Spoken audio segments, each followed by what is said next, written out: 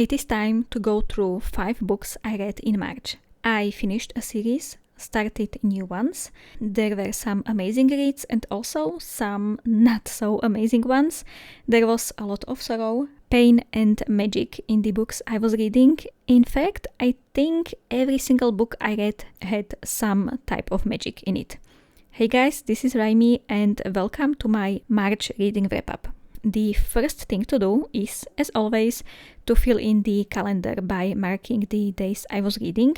Also, I can't forget to add the remaining book covers around the calendar. When I was setting this page up, I was not really in a mood for reading and I did slow down. I was not spending as much time with books, so that's why I did not prepare a lot of space for adding the book covers in here on the right page. But thankfully, my mood for reading came back in the second half of the month, which means I read a bit more than I predicted. Thankfully, March calendar looks the way it does, and there is a space just under it to add the 2 remaining book covers. I still can't believe how nicely the cover page turned out. It is one of my favorites I have done in my reading journal in a while. But flipping to the next page, let's talk about the first book I finished in March and the one I enjoyed the most. If enjoyed is the right word to use here. The Poet Empress by Shen Tao is a book that became very popular in the beginning of this year, at least in the fantasy circles I tend to occupy, and it made me quite curious to see what the hype is about. I don't really have that much luck with extremely popular books, so I was, of course, uncertain whether I would enjoy it as much as other people do, and thankfully my concerns were not valid. I was so glad I did pick this book up. The Poet Empress is a story of Wei, a poor girl living in a village on the brink of starvation. Her 5th sibling had just died, the land is consumed by famine, the emperor is dying, there is a possibility of civil war. Basically, a good, even when maybe a bit unoriginal foundation for interesting fantasy story. She is determined to do anything to save her family and her village, and the opportunity presents itself rather quickly. The infamously cruel heir to the Azalea house is looking for a concubine, and Wei is going to do everything she can to become one and to possibly help her village from the palace.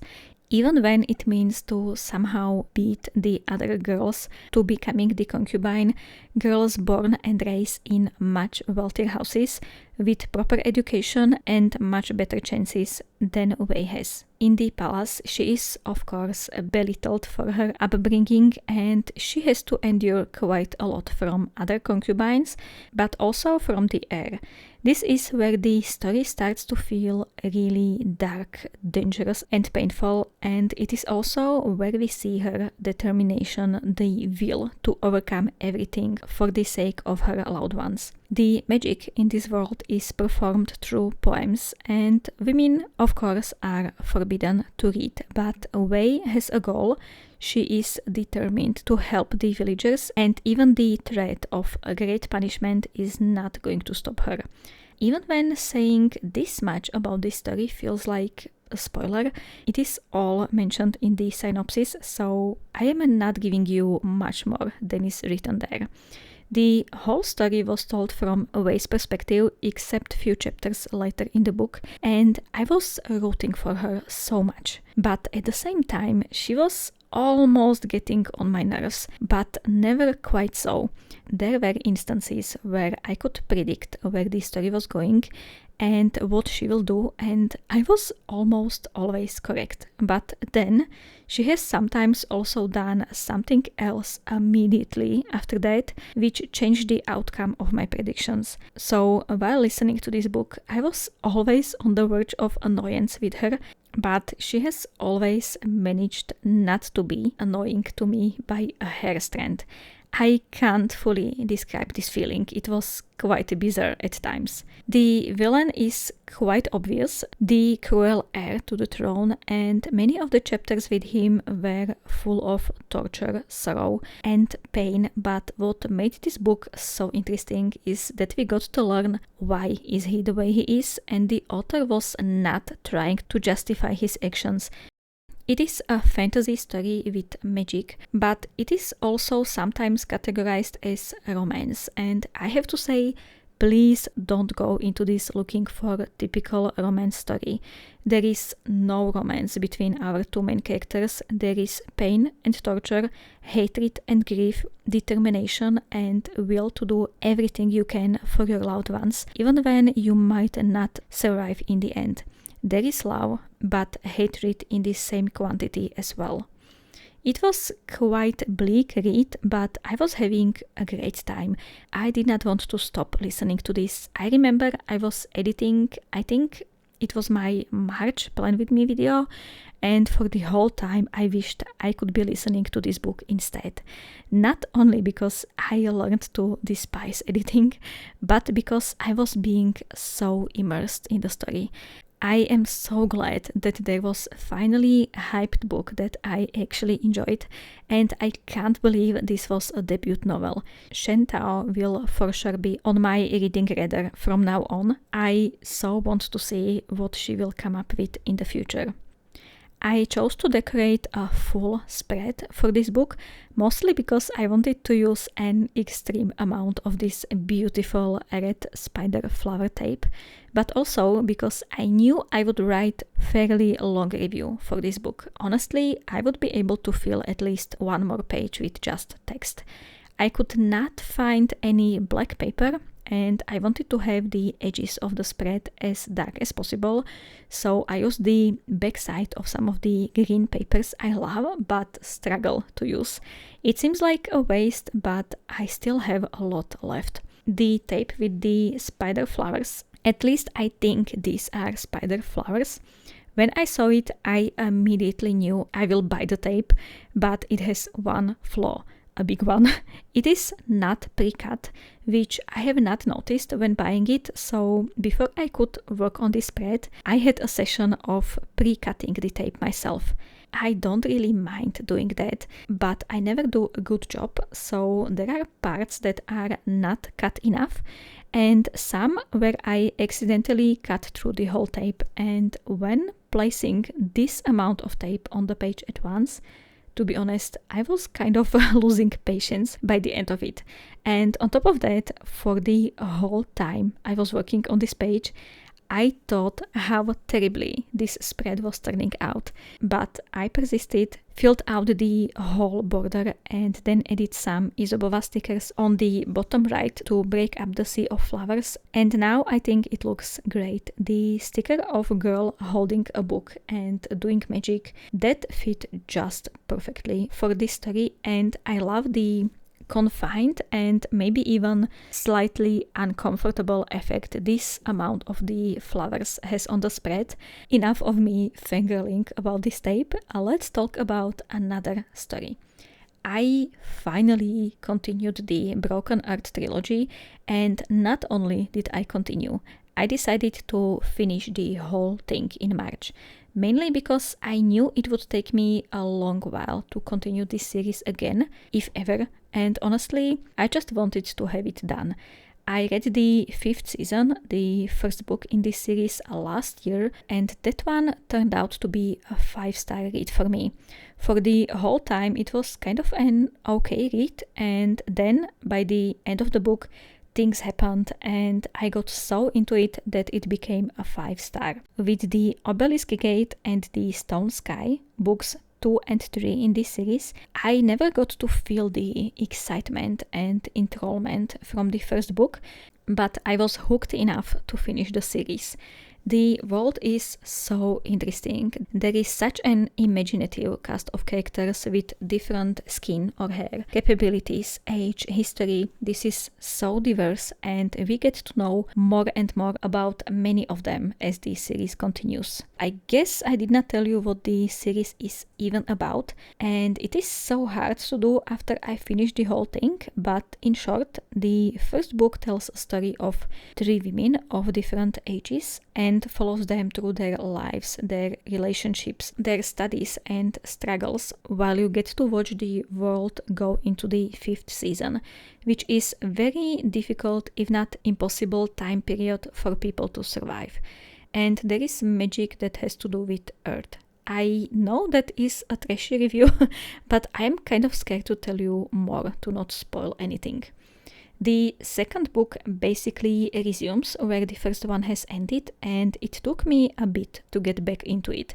We continue to follow the same characters, but more and more are included as the story progresses. We get to know more about the bad guy from the first book, about different races, about 10 or 11-year-old girl who had to endure so much for her young age, and she is capable both mentally and magic-wise of more than most adults.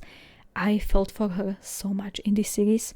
There is just so much to unpack, and the story is written quite uniquely. At least I have not encountered a book written like this, and it took me a while to get a grasp of it, but finishing the series, I can appreciate the mastery of it all.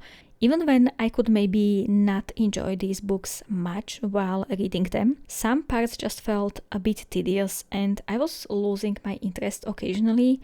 I now, with some time passing between finishing the series and writing this review, I do appreciate this series a lot. I keep thinking about it, and I also know it will be on my mind for a long time. I do post my book reviews after the month is finished, which means that there are usually a couple of weeks or sometimes even a month has passed when I finally get to reviewing a book, and that gives me plenty of time to evaluate each book and think about whether I did actually like or dislike it as much as my first thought said. And I am glad I did have some time to think on this series because it is pretty amazing. My favorite book remains to be the first one, while the second book in the series, The Obelisk Gate, was my least favorite, but it was absolutely necessary for the payoff we get with the last book. And I am so glad I had finally finished this series. For the decoration on this spread, to be honest, I was so unsure how to make this work. The cover of the Obelisk Gate has quite unique colors, and I still can't believe I had the perfect PET tape for it, with almost the same colors. For the bottom section, I could have not used anything else than my stone PET tape and also these stones and statue stickers, since there are many characters resembling stone in this series. I reused the same red flowers from the previous spread, and the girl sticker matched the colors so well, so I just put her there. And with the diversity this series has, she could easily be part of this world as well. And that's it for this spread. Let's follow with An Inheritance of Magic by Benedict Jacka. I was in a mood for another story centered around interesting magic system, and I found An Inheritance of Magic in an Audible sale. The synopsis sounded interesting, so I gave it a go, and I had a great time with it in the beginning. This is an urban fantasy following Steven, who lived with his father, but he one day disappeared. Steven is now doing his best to stay afloat, to pay his bills, and to get better at magic. But the magic in this world is bought and controlled by the super rich families and clans, and Steven, with his inherited natural talent for magic, is kind of doing his thing until they notice him. He gets involved with one of these rich families, and suddenly he has foes who want to harm him. I had quite a hard time coming up with the synopsis for this book because honestly I have no idea what it was about and where the story was going. After the initial introduction of our main character, his struggles and how he feels isolated while living in bustling streets of London, we then get introduced to villains who are villains just because, I guess, because they are super rich.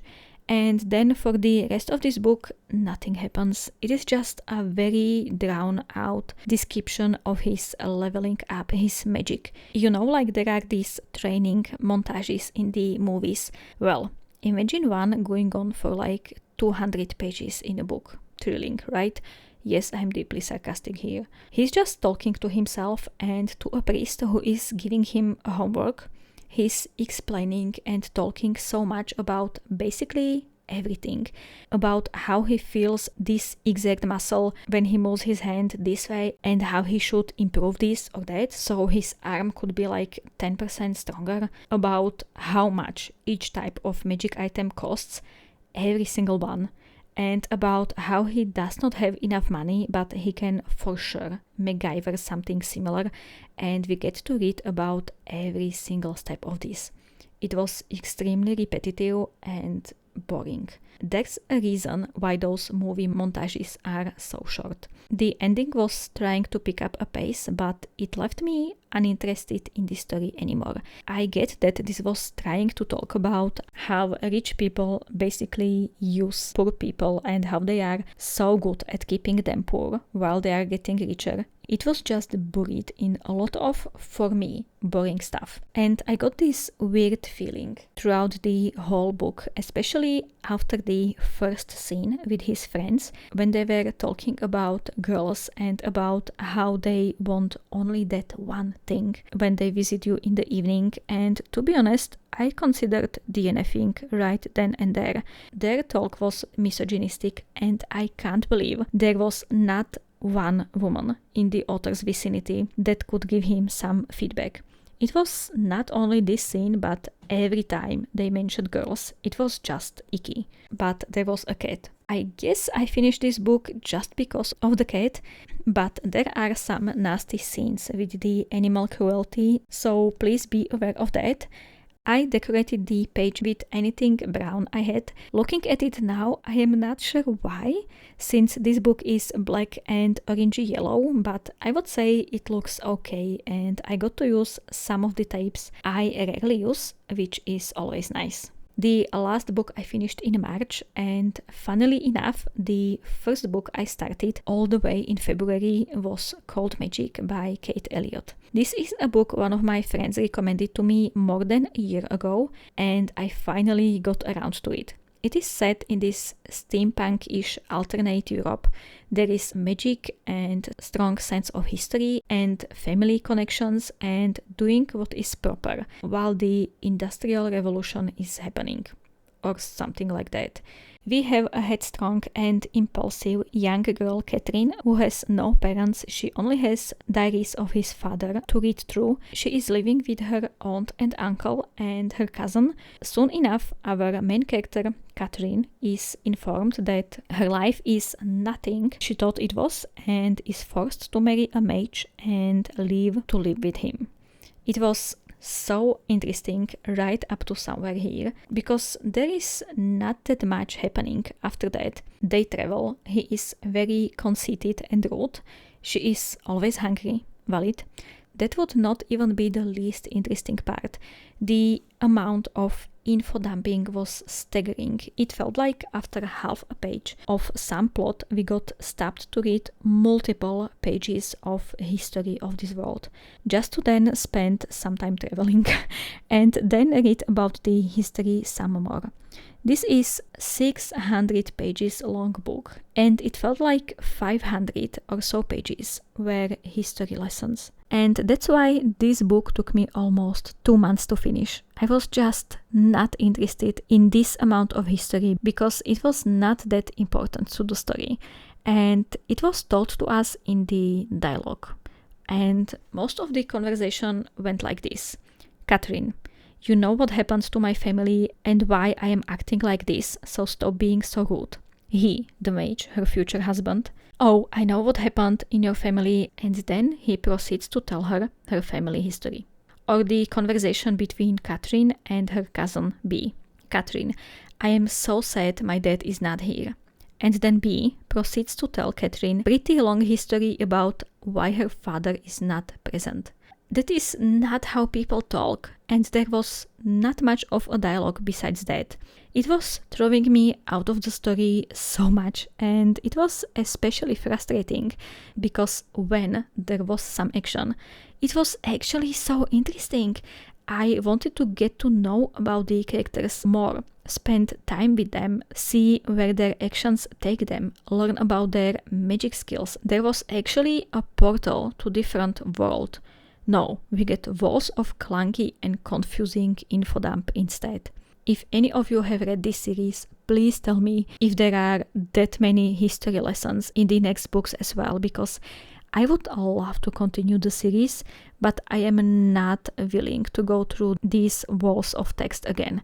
I might look for an audiobook because that might be easier for me to stomach. At least I could speed it up a bit, even though I rarely speed up my audiobooks. I'm just so disappointed because the characters were so diverse. There was interesting magic system. There were trolls with feathers and airships and mythical beings. There was a bit of romance, interesting family dynamics, mage clans.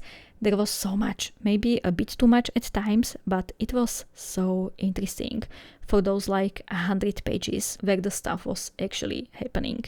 On the other hand, if you like to comb your way through lots and lots of pages of historical events and some journal entries with a tiny bit of action on the side, you might enjoy Cold Magic a lot.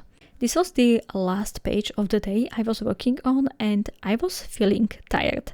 So I put here anything and everything I felt like. It is a bit all over the place, I know. I really wanted to have 2 characters in there, one for each cousin, and it looks a bit weird, one of them being a full body and the other one only the upper half, but I worked with what I had available. And now that all the reviews are done, let's flip to the beginning of this journal and let's fill out all the yearly trackers. I'm going to use this green marker for March because in March green suddenly has become one of my favorite colors to use. So that's why I am choosing this one. This is actually a dot marker. So we have a regular dot nib on one side and 4-leaf clover shaped one on the other side. I'm not sure you can see that. And I really like this color, so that's why I'm going to use this marker. I have finished 5 books, so that will be 16 books in total for this year, which I dare say is quite a lot. I'm just having fun coloring this in. The last one. And let's not forget to color in a small square. I'm so happy that this color almost matches the dragon. Okay, next I am going to add in book covers for all books I have finished, and they are going to be added in the order they were finished. First we have the Poet Empress, next Inheritance of Magic, Obelisk Gate. Oh, it pains me that I won't have the books of the same series next to each other. Oh man, I would love if those were next to each other, but it is what it is. It's not that big of a deal. Okay, and the last book I finished was called Magic. Okay, next I have my reading statistics. As always, I have already filled those in. Let's see, I have finished 5 books and on the average I have read 74 pages per day. And if I take all the pages I have read and minutes I have listened to books and put them all together, it seems that I have actually read bigger books this time, because the pages per book statistic I have in here says that my average book was 447 pages long, which is much more than previous months. And for my average rating, it was the lowest this year so far with 3.2, but having two-star reads does that to you.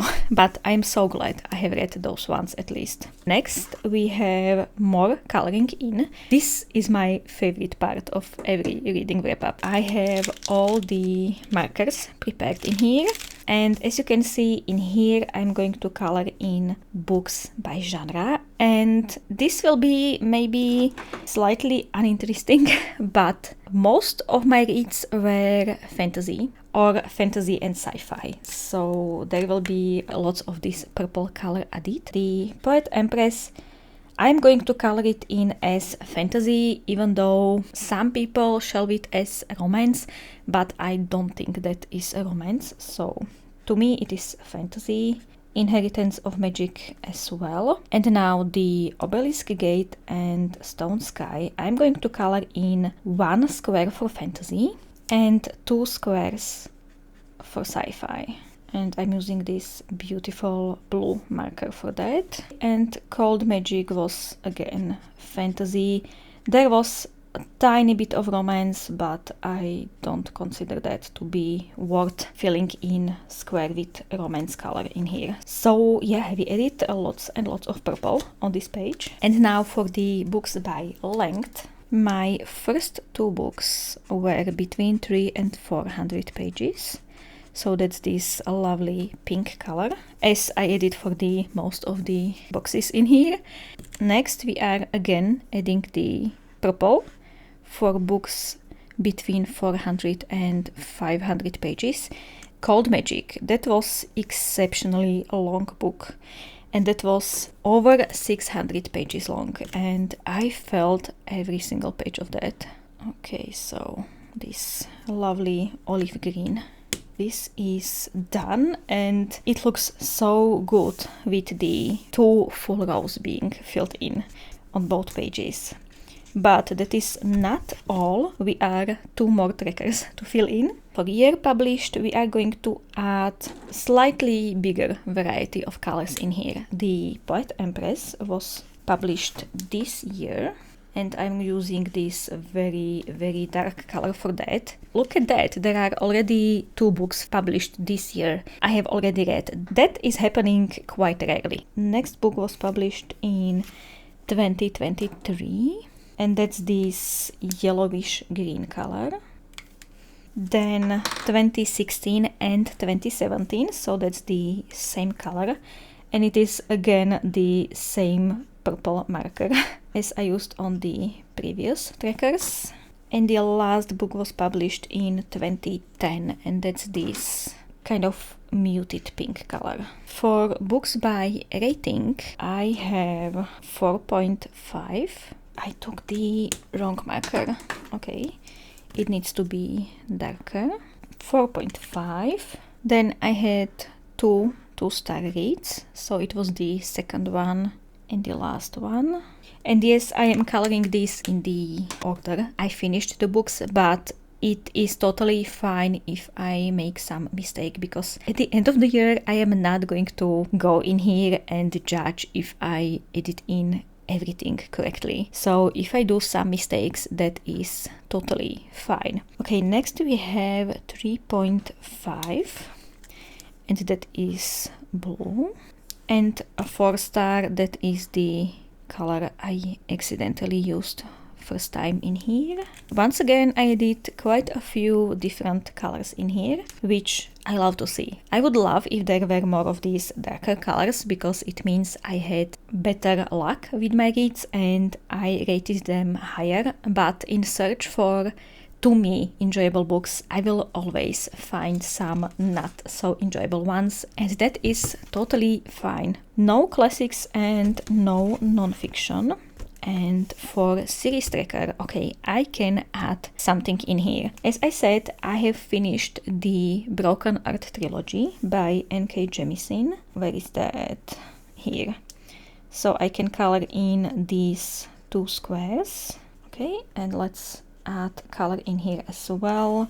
And I can color in this square as well. It marks that the series is finished. We have the first series I have finished this year. I'm going to add the Spirit Walker series in this tracker.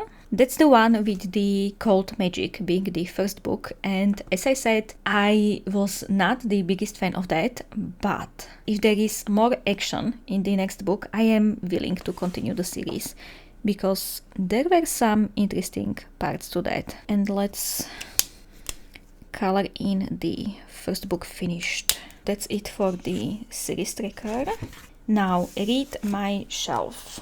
This is a list of every single book that is on my shelf and is not read yet. And I am so excited I can add 2 book covers in here, and that's of course the Obelisk Gate and the Stone Sky. So let's add them in here. It is so fun that all of the books I have read are on the same line. And next I have my audiobook purchases. So the first one is Libro FM, and once again I am going to add in Obelisk Gate and the Stone Sky. And yes, I have just said I own the physical books, but I saw the Obelisk Gate in the sale on Libro FM and I took it as a sign to finally continue the series. And since I go through audiobooks much more quicker than physical books, I decided to give audiobook a go.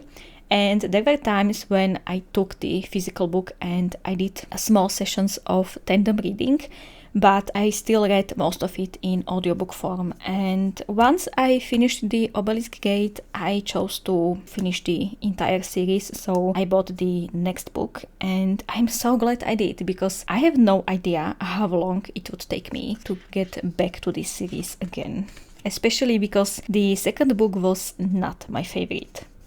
Okay, now for Audible purchases, I have again 2 books to add in here. The Poet Empress and Inheritance of Magic. And next there are books bought. In March I actually bought 2 books. I got the Těžké melodično, or I think in English it is Soul Music by Terry Pratchett. And then I have a book from Slovak author, and it's called Trhlina by Josef Karika. Trhlina means something like a rift in earth, or kind of like a big crack in earth. And there is actually a movie for this book as well. So I'm planning to read this and then watch the movie to see which one was better.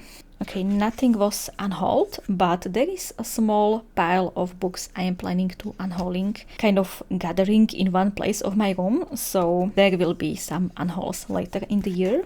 No DNFs, and for the Hall of Fame, I of course have to add the Poet Empress. Even when it was not the 5-star read, I gave it 4.5 stars, but it was definitely a book that will stay with me for a while. Okay, nothing in here. For favorite quotes, I have actually forgotten I have this spread in here, and you might have noticed that for the Poet Empress, I included a quote in here. So I did not look for any other quotes from the Poet Empress to add in here, but I have included 2 quotes from the Broken Earth trilogy, one for each book. And I have, "It is surprising how refreshing it feels, being judged by what you do and not what you are." And the other one is, "Only people who think they have a future fear that." So that's for the quotes. Now for in one sentence in here, I do a quick silly little summary about every single book I have finished. I have in here the one with torture, the one with talking stone people, the one with mad earth, and the one with so much history we barely got any action. Yeah, they are not the most flattering sentences about these books, but I'm having a lot of fun with this spread. Okay, next there are places I have visited, and I added the Stillness for Obelisk Gate and Stone Sky, London for Inheritance of Magic, and Azalea House for the Poet Empress. 26 in 2026. I am so excited. I can add in two more book covers. The first one is the Cold Magic. That was in my 25 in 2025 list, and I'm so happy I finally got to it. And the next one is the Obelisk Gate. Let's quickly add the ratings. So this one was 2 stars and this one was 3.5. Now for Read the Rainbow, we have a few covers to add in here, thankfully. It is still relatively easy to add stuff in here since I have so many colors and we are only in March, but it will definitely get much more difficult as the year progresses. For the white cover, I'm adding Cold Magic. For the Poet Empress, for the longest time I could not decide whether to put it in red or crimson, but since there is quite a lot of this darker red color, I chose crimson. And I'm going to add the Stone Sky into teal section. It might be a bit of a weird choice, but if you look up teal colors, there are so many and they are quite similar to colors on this book cover, so I'm going with that. It seems I have exactly half of this challenge finished. Okay, how fun. And we are only in March. For A to Z challenge, there is a lot to be added. Obelisk Gate for O, the Poet Empress for P, Stone Sky for S, and Inheritance of Magic for I. This is getting pretty full as well. Let me check. Okay, so I have added 13 book covers in here already, which is exactly half of this challenge finished. Okay, so 2 of the challenges are already halfway done. That is amazing. And I definitely did not expect this to be the case. Okay, next, reading bingo. So as you can see, I'm going to add 2 book covers in here. The Stone Sky I am choosing for finishing a series. So let's color this in. And that is 05 here in the corner. Okay, perfect. And I'm having the Poet Empress for the book published in 2026. So let's color that one in as well. I'm still unsure whether I want to color in these bingo sections. I don't know. It might be a good choice, but also, yeah, I'm not sure. So I'm not doing that yet. And the book published in 2026 is going to land in N5. All the 5s. Perfect. We have a nice little column in there. Okay, next we have Reading in Pixels. It is already filled in because you don't want to look at me filling all of this in. This part is for audiobooks, and as always I spend almost every single day listening to audiobooks. And for physical and digital reads, I rarely read in the beginning of the month. And by the end of the month, I have realized I really want to have the Cold Magic finished, because it was taking me since February and I just wanted to have it done. So I have read quite a lot every single night before sleep, and I managed to get it done on the last day of the month. And I am fairly slow physical and digital reader, so it took me a lot of time to get through this book.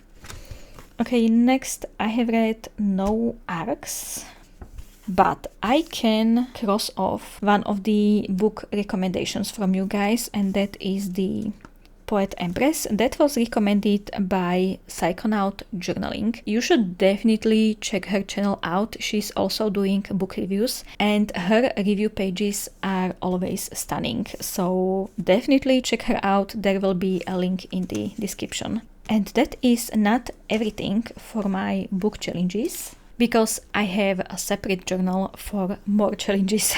For my Read Around the World challenge, nothing I have read was from a new country or from a new US state, so we can skip that one.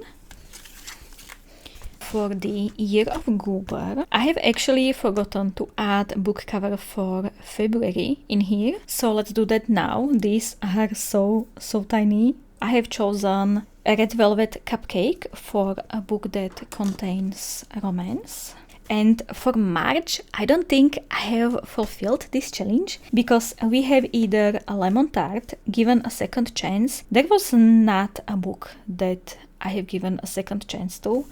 And Croissant for multi-POV.